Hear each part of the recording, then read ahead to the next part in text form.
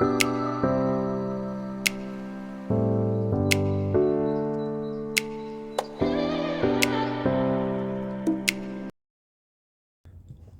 Morning all of you.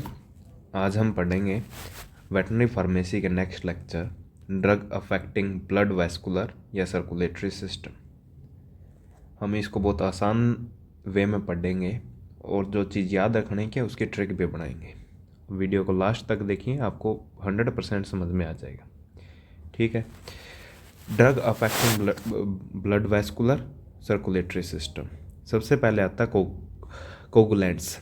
Coagulants को हम बोलते हैं हीमोस्टैटिक्स, मतलब वो एजेंट, वो दवाइयाँ जो प्रमोट करती हैं ब्लड को कोagulate करने, खून के थक्के जमाने में, जो खून को कोagulate करने में जो दवाइयाँ काम आती हैं, जो प्रमोट करते हैं खून को जमाने में, उसको बोलते हैं कोगुलेंट या फिर हीमोस्टैटिक।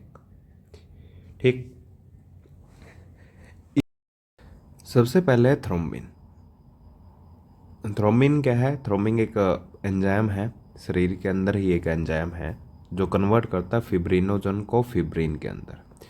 यानी खून को जमाने के लिए फिब्रिन का बनना जरूरी है। फिब्रिनोजन से फिब्रिन का बनना एक प्रोसेस होती है ब्लड को क्लॉट होने के लिए, ब्लड को कोagulate होने की एक प्रोसेस होती है, जिसके अंदर लास्ट स्टेप होता है कि फिब्रिनोजन से फिब्रिन बनता है। एक बहुत लंबी प्रोसेस है जिसके अंदर जो है लास्ट में फिब्रिनोजन से फिब्रिन बनता है। तो ये एक थ्रोम्बिन एक एंजाइम है।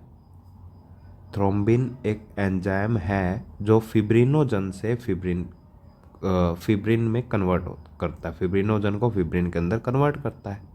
ठीक। तो ये थ्रोम्बिन क्या है?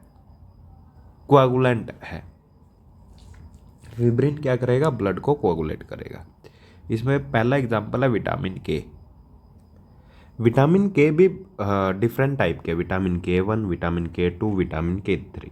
जो विटामिन K1 है वो हमें प्लांट से मिलता है या फैट सोल्युबल, और ये फैट सोल्युबल होता है। इसका दूसरा नाम क्या है?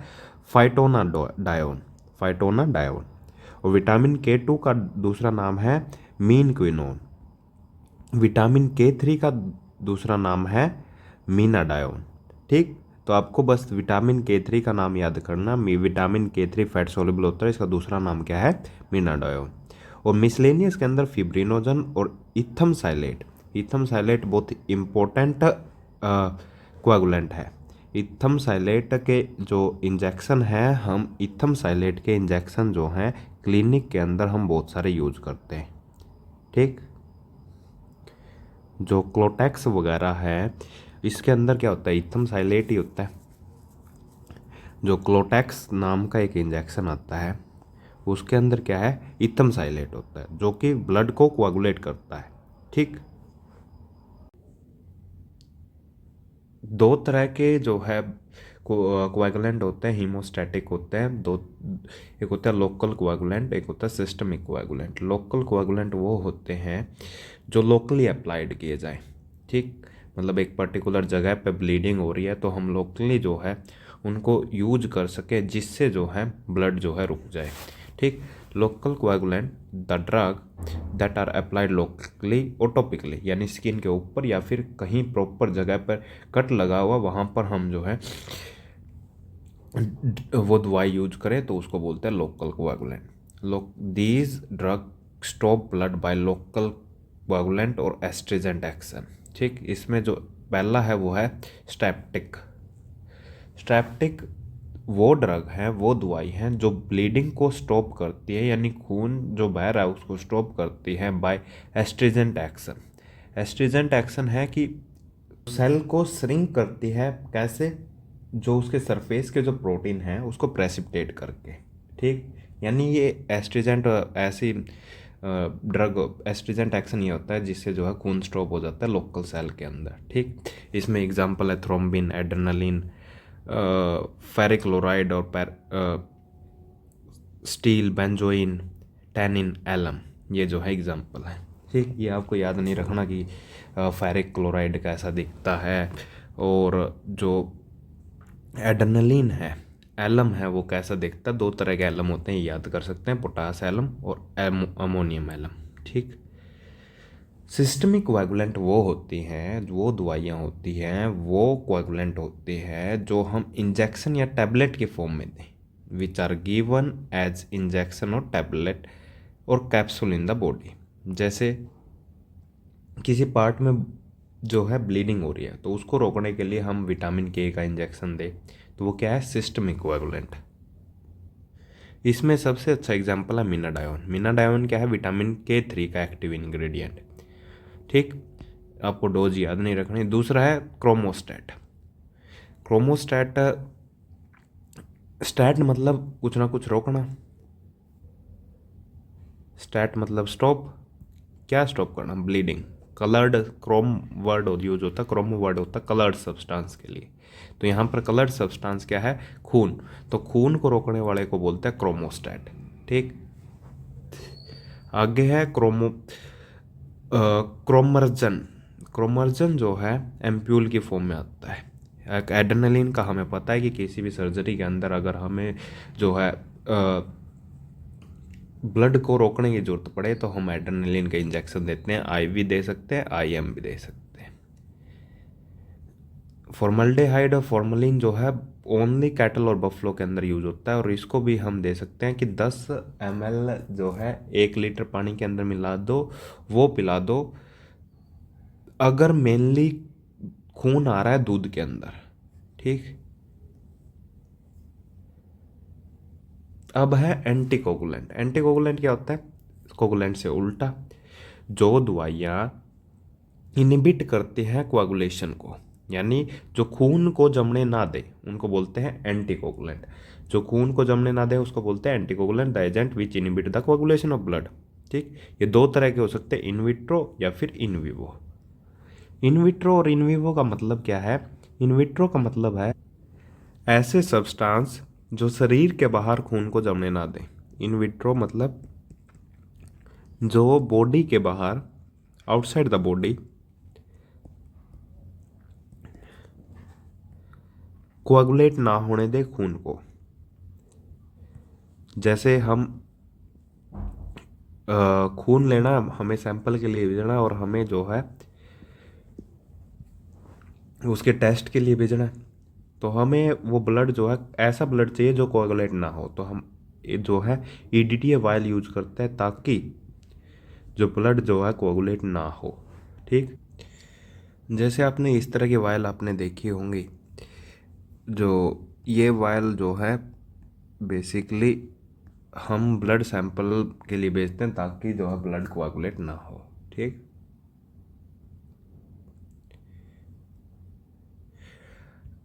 अब है इन विवो। इन विवो वो ड्रग होती है, वो दवाइयाँ होती हैं जो शरीर के अंदर होती हैं और बॉडी के अंदर होती है और ब्लड को कोagulate नहीं होने देती, ब्लड को जमने नहीं देती शरीर के अंदर, वो दवाइयाँ उनको बोलते हैं in vivo drug. In vitro anticoagulant are useful, in vitro anticoagulant are useful in collection of blood for laboratory analysis और ब्लड ट्रांसफ्यूजन। ब्लड को अगर एक पेशेंट से दूसरे पेशेंट में, एक हेल्दी एनिमल से पेशेंट में अगर ब्लड ट्रांसफ्यूजन करना है तो भी हमें एंटीकोगुलेंट की ज़रूरत पड़ेगी, और अगर हमें लेबोरेटरी एनालिसिस के लिए ब्लड चाहिए तो भी हमें जो है इन विट्रो एंटीकोगुलेंट की ज़रूरत पड़ेगी। जो इन विट्रो एंटीकोगुलेंट हैं वो कौन कौन से हैं, उसमें जो एग्जांपल आपको याद रखना है, sodium oxalate, sodium citrate, EDTA. EDTA की फॉर्म क्या है, ये याद रखनी है, और हिपैरिन जो है, ये 4 इन विट्रो एंटीकोगुलेंट है। ईडिटेट डाइसोडियम जो है ईडीटीए की फॉर्म है, ये याद कर लेना। ठीक, 4 एंटीकोगुलेंट इन विट्रो एंटीकोगुलेंट कौन से हैं, sodium oxalate, sodium citrate, sodium dice, जो इडिटेट डाइसोडियम, हिपैरिन सोडियम। ठीक, यानी सोडियम तो सबके अंदर है ही, ईडीटीए आपको याद भी रह जाएगा, जो ये वायल है ये ईडीटीए की वायल है। ठीक, सोडियम सबके अंदर है, ऑक्जेलेट, सिट्रेट, एडिटेट और हिपैरिन, ये आपको OCEH के नाम से याद रखना है। OCEH, O से oxalate, sodium oxalate, sodium citrate, E से EDTA, H से हिपैरिन। ठीक।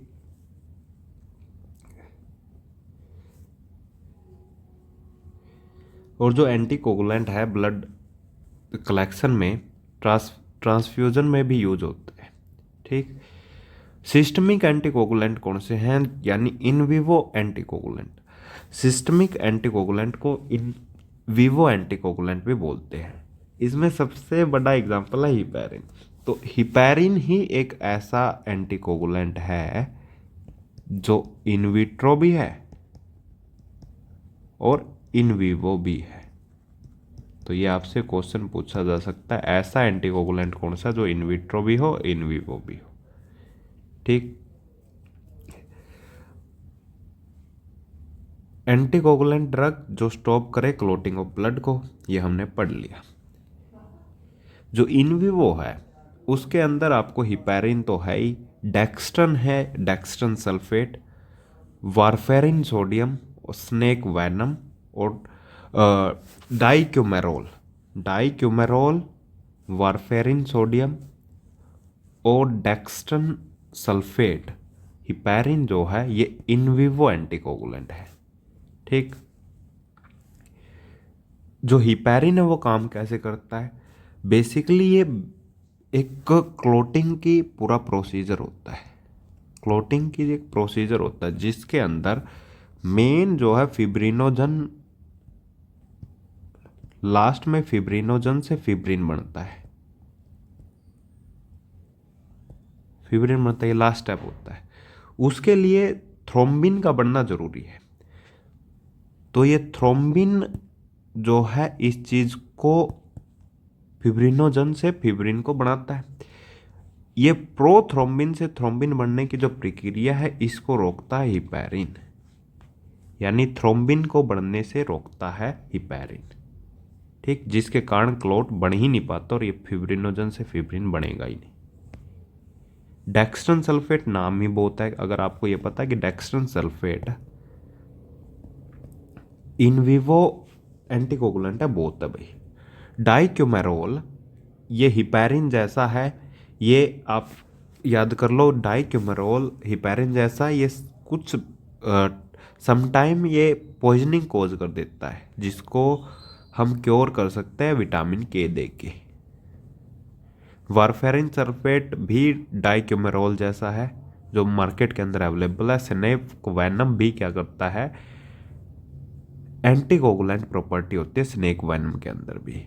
ये किस वजह से होती है, क्योंकि इसके अंदर एक एंजाइम होता है, जो एंजाइम है प्रोटीएज, जिसकी वजह से इसके अंदर ये प्रॉपर्टी होती है। ये क्वेश्चन पूछा जा सकता है कि जो कोबरा स्नेक है उसके वैनम के अंदर एंटीकोगुलेंट प्रॉपर्टी किसकी वजह से होती है, प्रोटीएज की वजह से होती है।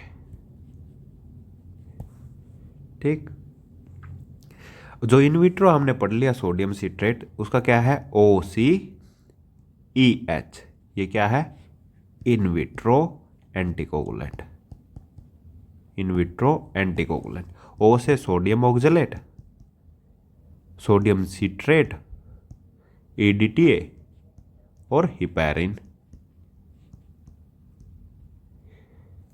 और हमने जो है इन विवो कौन से पढ़े थे, इन विवो है अपने भाई हिपैरिन, तो दोनों के अंदर है भाई, हिपैरिन, वारफेरिन,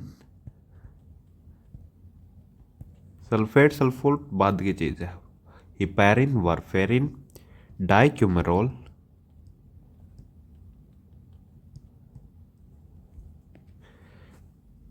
डाइक्यूमेरोल और स्नेक वैनम।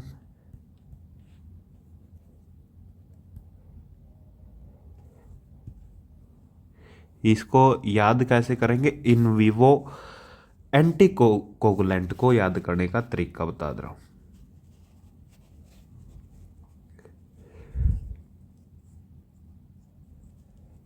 इसका है कि वार हो गया, वार मतलब लड़ाई, वारफेरिन से याद रखोगे वार, वार मतलब लड़ाई। उसमें यूज हुआ स्नेक वैनम का, किसका यूज हुआ? स्नेक वेनम का। लड़ाई के अंदर यूज हुआ स्नेक वेनम का, जिसके अंदर 2 मर गए, 2 डाई मतलब 2, क्यूमरोल क्यों मर गए, 2 क्यों मरे। वॉर के अंदर स्नेक वेनम यूज हुआ तो हम पूछ रहे हैं कि उसके अंदर 2 ही क्यों मरे, डाई क्यूमरोल। ये हम इससे याद कर सकते हैं, बस सिंपल सी ट्रिक है। ये बोल रहा है कि वॉर के अंदर, लड़ाई के अंदर हमने स्नेक वेनम यूज किया, लेकिन 2 ही क्यों मरे। यह है इन विवो एंटीकोगुलेंट को याद करने का। अब आता है वैजो कॉन्स्ट्रिक्शन। वैजो कॉन्स्ट्रिक्शन नाम से पता लगा, वैजो मतलब वैसल, वैजो मतलब वैसल यानी ब्लड वैसल, ठीक। कॉन्स्ट्रिक्शन मतलब उनको जो ल्यूमन है उसको नैरो करने वाले, उसको छोटा करने वाले, कॉन्स्ट्रिक्ट करने वाले, ठीक। वैजो कॉन्स्ट्रिक्शन वो दवाइयाँ हैं जो नैरो करती है ब्लड वैसल को, जिसकी वजह से जो कॉन्ट्रैक्शन है मस्कुलर वॉल की, उसकी वजह से जो है ब्लड वैसल जो है नैरो हो जाती है, ठीक। स्पेशली ये लार्ज आर्टरी के अंदर होता है और स्मॉल आर्टरियोल के अंदर होता है। वैजो कॉन्स्ट्रिक्शन वो दवाइयाँ होती है जो ब्लड वेसल की नैरो करे, ल्यूमन को नैरो करे। कैसे करेगा? ब्लड वेसल का ये ल्यूमन है तो इसको नैरो कैसे करेगा भाई? इसके अंदर जो मसल है ये कॉन्ट्रैक्ट करेंगे, जिसकी वजह से इसका ल्यूमन जो है ऐसा हो जाएगा, ये कॉन्ट्रैक्ट करेगी। तो इन दवाइयों को बोलते हैं वैसो कॉन्स्ट्रिक्शन। इससे अपोजिट जो दवाइयाँ होती है जो ल्यूमन को बड़ा करती है उसको बोलते हैं वैसो डायलेटर, ठीक। तो यहाँ पर एक डेफिनेशन दोबारा देखिए, वो दवाइयाँ जो कॉन्स्ट्रिक्ट करे, जो डायमीटर को कम करे उसको बोलते हैं, और ब्लड प्रेशर को इंक्रीज करे। मेनली जो वैसो कॉन्स्ट्रिक्शन का यूज होता है ब्लड प्रेशर को इंक्रीज करने के लिए। मान लो कि यहाँ पर ये ल्यूमन है, यहाँ पर इस ल्यूमन के थ्रू खून जा रहा है, तो इस ल्यूमन का प्रेशर क्या होगा? कम होगा। तो यानी बीपी जो है कम होगा। अगर बीपी ज़्यादा ही कम है तो हम इसके ल्यूमन को छोटा कर देते हैं, जिसकी वजह से ब्लड प्रेशर जो है बढ़ जाता है, ठीक। कुछ दवाइयाँ जो हैं वैसो कॉन्स्ट्रिक्शन करती हैं,